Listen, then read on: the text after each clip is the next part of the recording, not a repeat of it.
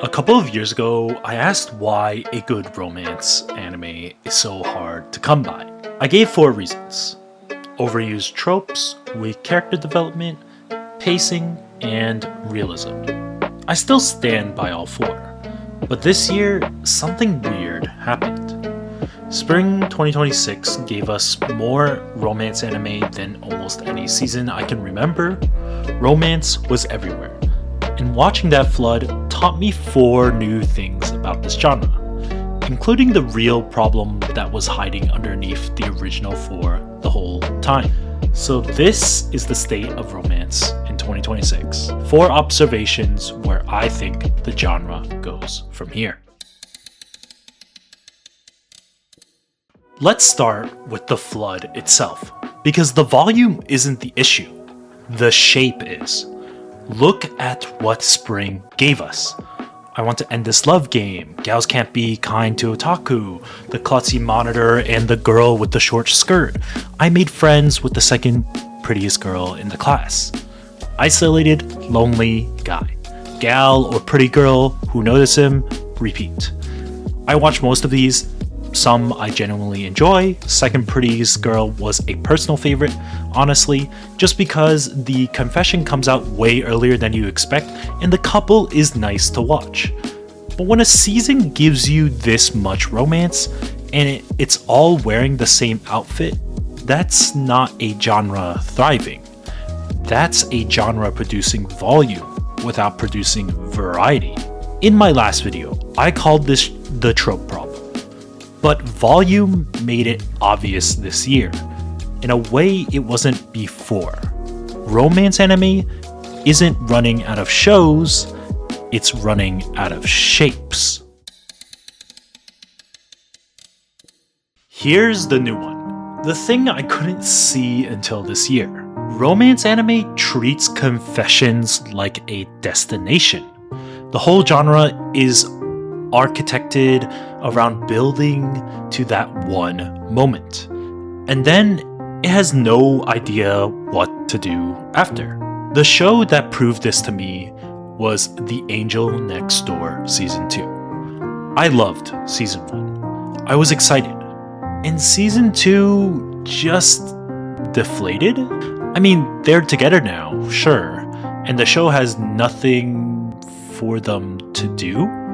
Some flirting, little bits of drama, episode after episode of 2 people being pleasant at each other in the most vanilla way possible. I was bored, and it genuinely surprised me of how bored I was. I realized this is why so many romances just end after the confession or time skip right after everything has happened. There's usually nothing to act out. The tension was content. Now, I want to be fair, this isn't a law. It depends entirely on the author. I mean, Kaguya-sama keeps going after its confession and still works because the side characters have their own stories to move through. The show still has somewhere to go. But then I stumbled across the show.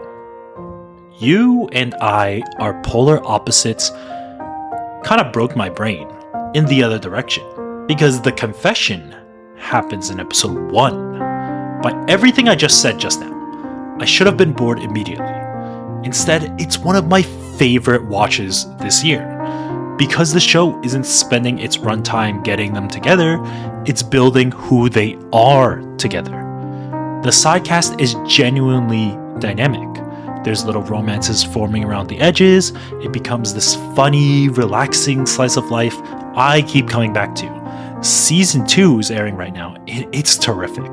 Same premise as the clone shows, by the way. Gal and loner. The difference is what the story does this time. The confession was never the finish line. The good shows treat it as a starting line. So this one's about pacing, but not in the way I talked about it in the original video.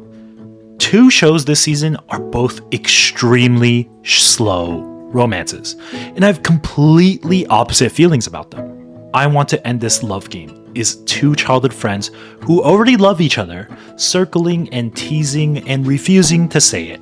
And it annoys me more than anything else this season. I will say there is one part where I was really surprised about, but the entire time I'm always thinking, can you please just date each other?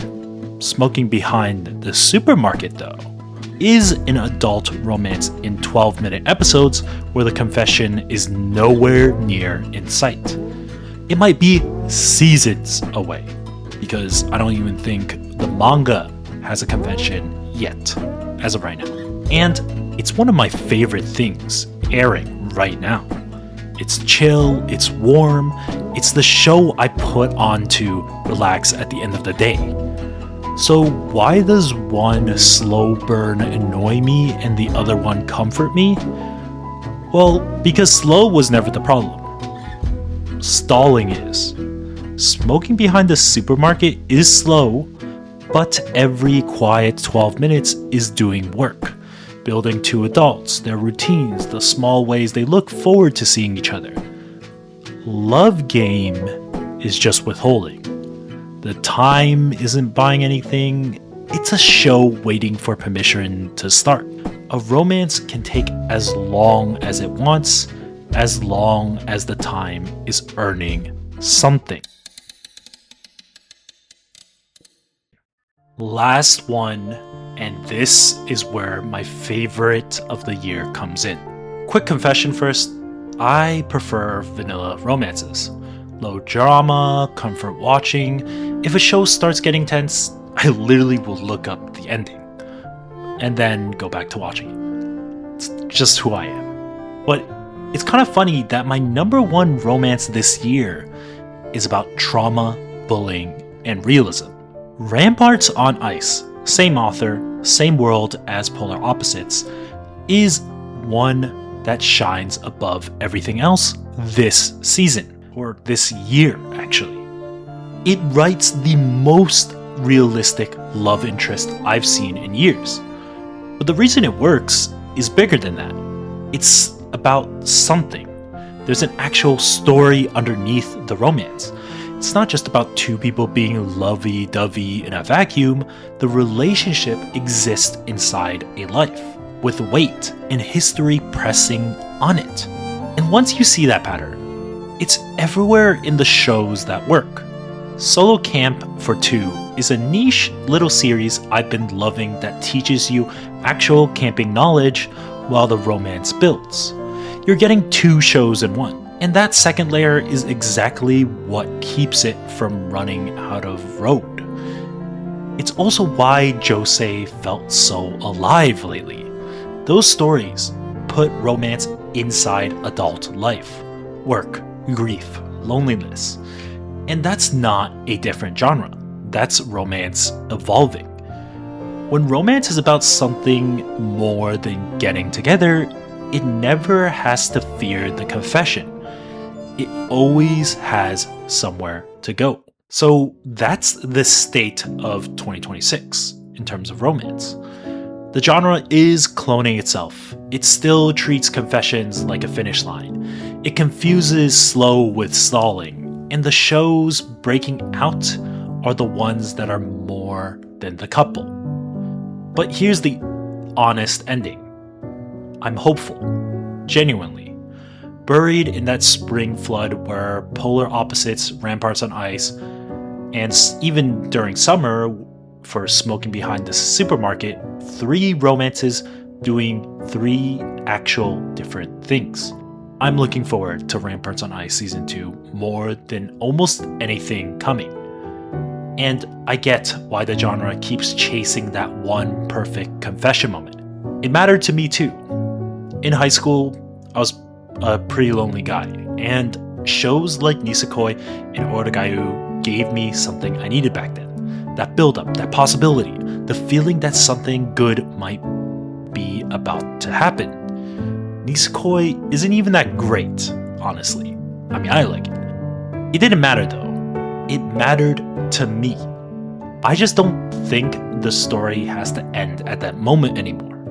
The best romances I watched this year all figured out the same thing. getting together isn't the end of the story. It's the part where the story finally has two people in it. Thanks for watching. I'll see you in the next one. Peace.